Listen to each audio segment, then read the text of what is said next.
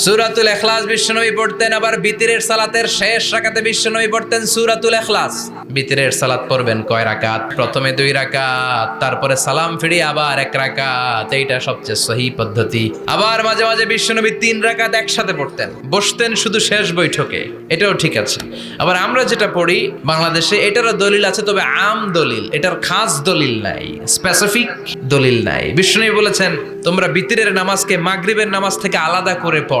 আমরা সেটাও করি, কারণ মাগরিবের নামাজে আমরা 3 রাকাতের পরে এরকম আল্লাহু আকবার বলে হাত উঠাই, তো আলাদা হয়েছে না?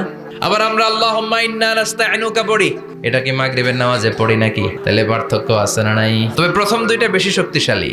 রাতে 2 করে নামাজ পড়বেন, সব শেষে আপনি 1 রাকাত পড়বেন। বিষ্ণু বলেছেন ইজআলু আখিরা সালাতিকুম ফিল লাইলি বিতরা, তোমরা রাতের শেষ নামাজটারে বিতরের নামাজ বানিয়ে দিও। এইজন্য যাদের তাহাজ্জুদের অভ্যাস আছে, তাহাজ্জুদের পরে পড়া সুন্নাত। যাদের তাহাজ্জুদের অভ্যাস নাই, এশার সালাতের পরে পড়ে ফেলবেন।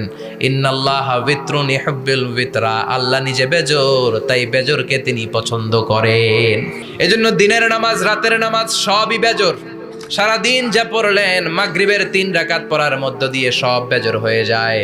আবার রাতে 4 রাকাত 2 রাকাত করে যত নামাজ পড়লেন, শেষে 1 রাকাত বেতের দিয়ে বা 3 রাকাত বেতের দিয়ে সব বেজর হয়ে যায়।